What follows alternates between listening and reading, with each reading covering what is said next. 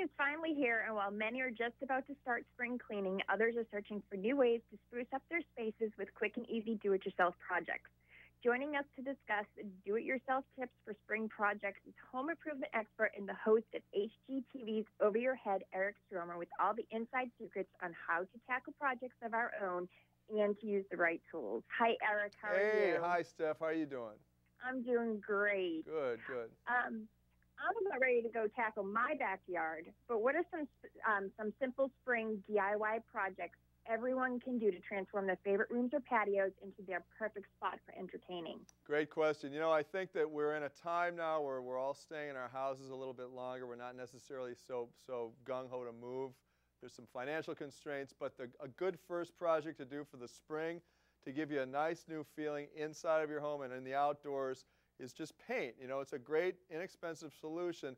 For example, in your dining room or living room or bedroom where your headboard is, you can do an accent wall of color. You can get that done in about 2 hours for about $25 a gallon. And I love this product by Olympic. It's called Olympic One.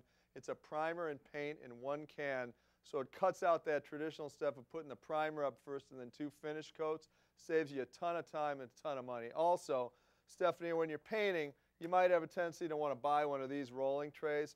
I actually like the 5-gallon bucket. It's a couple of dollars at the home improvement store. You get one of these screens. You put your paint in the bucket. You use your roller. You get the excess off on the screen. When you're done painting, you just go ahead and put that top back on. It's sealed up, ready to use for the next time. And then if you want to jump on to something more extensive, you can either paint the rest of the room or choose another color for another area in the house. And again, color perceptively really makes your space feel much different, and you can brighten up any dingy room with just a nice splash of color.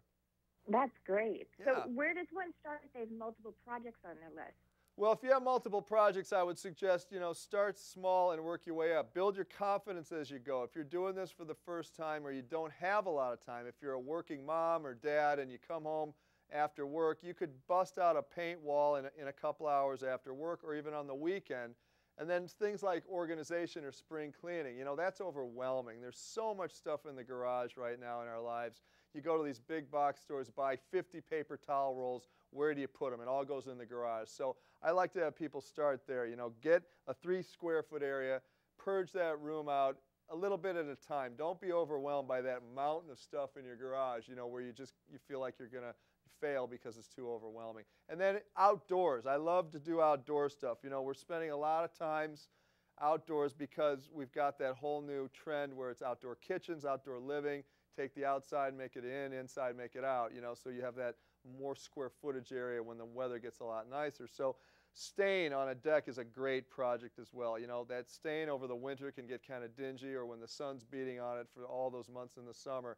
And there's about 140 colors available in stain in this product here. This is Olympic Maximum, and this gives you a stain and a sealer in one can, again saving you time and money. And the only caveat when it comes to staining is that you have that wood clean and debris free. And if it looks a little dirty and dingy, you just get one of those cleaning products, rinse it off with a hose. Don't use a pressure washer because it can blast the wood apart. Just use it, clean off with a sponge, a little bit of fresh water, then let it dry. And then the way you know it's ready for stain, if you take water, drop it on there, and it soaks into the wood, you're ready to go ahead and stain. Just use a paintbrush or a roller, apply it with the grain, just like you would paint, but you're staining. And then don't have it go into one area of a next board if you're going to take a lunch break and then come back and paint over that a second coat where you're trying to meet the 2 seams, because it'll show up as a little bit darker. So you want to make sure you stop at the edge of a board. You can do that with decking. You can do it with fencing, with your gates, anything you can imagine. Check that out. Great tip. Yeah, thank you. Now, what I'm excited about is, tell us about the contest where 2 lucky winners can win $2,500 in a face-to-face consultation with you. Hello, can you believe it? $2,500 free, and I'm gonna show up, right, with one of those big checks like Ed McMahon, right? I'm going to show up. I'm going to present you with this fine check. You can go buy anything to adorn your new space after I paint it or stain it and remodel it for you. And the only caveat, again, is that you have to have some kind of food item, like potato salad, maybe a beef jerky and a beer. I'm good to go for 5 hours straight. Okay, so that's when are you showing up? Yeah, I want you to go to the Facebook page for Olympic Paint and Stain and check out how you can get involved in this project. Great. Now, what I was interested in, people may not know, but you have a connection with country music. Boy, I And sure in do. 2010, you released a country album titled Fix It Man. Yeah. Are there any plans for a new album? Yeah, you know what happened with that is that I had thyroid cancer and I could not sing the high notes in the record. So it kind of freaked me out, so I pulled it. I'm going to re-release it, had the surgery. I'm totally fine. I can now hit all the high notes, and I'm going to start touring with it again. And yes, I will do another record. I spent a lot of time in Nashville recording the first one, so very excited about it. And it's weird when you lose the high registers and you're only singing the low stuff. And then like a year later after the surgery, I'm in the shower and I start yelling at my son to bring me some shampoo. And it's like, hey, get the shampoo. And it's like, oh my God, it's back. It was a miracle actually. So I feel really lucky. Great. Yeah. Now, who are some of your country music influences? Man, I love pretty much everybody, all the old greats. And, you know, God, I love Willie Nelson's. Have you ever seen Willie Nelson's guitar? They're beautiful, aren't they? No, well, they have like holes in them because he's been playing on them so many years. He wears holes out in them. I think that's so cool. You know, anytime you take that kind of storytelling, that's what I love about country music. It's the storytelling. It's the amazing singers that are in that genre of music. You can't hide behind Pro Tools in country music, man. If you're up there on stage and you're singing a ballad with a guitar, if you don't sing well, you're exposed immediately. So that's what I love about it. You know, I just love it.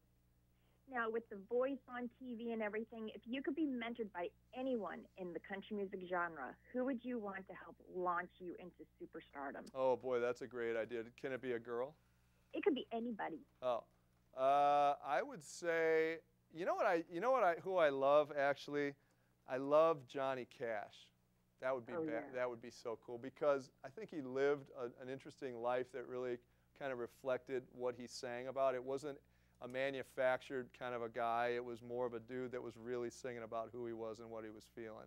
So I think that's an essential element in music, and I don't think we're seeing that as much as we used to. So I think that's the person I would choose. And final question, if you had to choose just one career, would you choose the home improvement route or pursuing your country music career? You know, I am so blessed and grateful to have this opportunity to talk about what I love to do in this construction business and remodeling and decorating. So, you know, hey, I have no regrets. I'll do this again. If I get another opportunity, I'd love to do music again. So, yeah, either one's fine. Either one? Yeah. Well, thank you so much, Eric, for your time. And you've got a new show. It's a new show, right? Yeah, that's exactly right. It comes on in July, first Saturday of July at 12 o'clock during the day. So it's great because we transform really bad-looking houses like sow's ear homes into silk purses. So I'm excited about doing that. Great. And until that airs, people can catch you on HGTV? HGTV, you can catch me on yourhomewizards.com. That's my radio show. You can catch me ericstromer.com, and then on AOL I do tips, DIY with Eric Stromer. I'm pretty much all over the place. I'm kind of tired, to be honest with you. I don't know how I do it. Maybe you and I should go take a vacation with the cucumbers, you know, and lay in there with the big towel. There you go. You want to do it? There you go. That's pretty nice little island. Yep, that's it.